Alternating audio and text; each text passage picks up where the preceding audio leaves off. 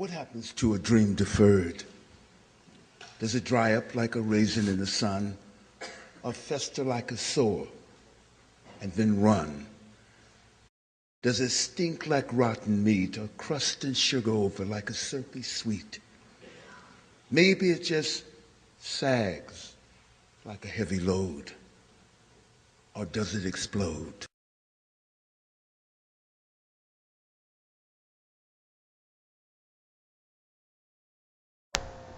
The major plot points are synonymous with the structure of the poem. There are two major plot points, one being in the first line, which presents the idea of an ignored or forgotten dream. This is the only abstract image described by Hughes in the poem. The second plot point are the succeeding lines, which work to subscribe the abstract image to perform highly specific actions in conjunction with very concrete imagistic detail. The meter of the poem is very irregular in the first 8 lines of the poem, but the meter becomes more structured in order to focus the ear of the reader to the meaning and images within those lines. The first 8 lines also have irregular syllabic congruency in comparison to the last 3 lines, which all have 5 syllables each.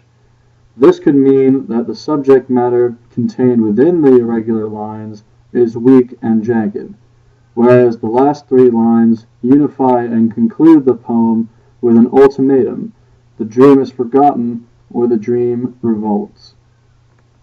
Langston Hughes was a part of the Harlem Renaissance movement. This movement was concerned about the constant, unpromised fairness owed to the black community, ever since the Emancipation Proclamation was acknowledged.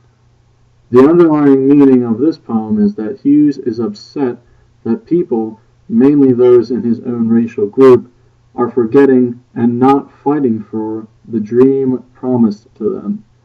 It's all the same to have a proclamation of emancipation, but if it is not enforced, what is its purpose? By comparing the dream of equality to negative imagery, Hughes reminds his readers, his now frustrated readers, that something must be done. In the poem's concluding line, Hughes presents the possibility that action can take place, and I believe that is a major foreshadowing to the works of those like Dr. King Jr. and Malcolm X. Hughes doesn't employ complex or complicated diction. This works in conjunction with the simple dream he has. He believes that the dream of a homogeneous society should be simply understood in a very concrete idea. He uses diction to turn the abstract notion of a dream into a very tangible and realistic symbol. The one-word title, Harlem, gives an immediate identity to the poem and the dream that is conveyed. There are multiple literary devices employed throughout the poem. There are only 3 pairs of rhymes, lines 3 and 5, 6 and 8,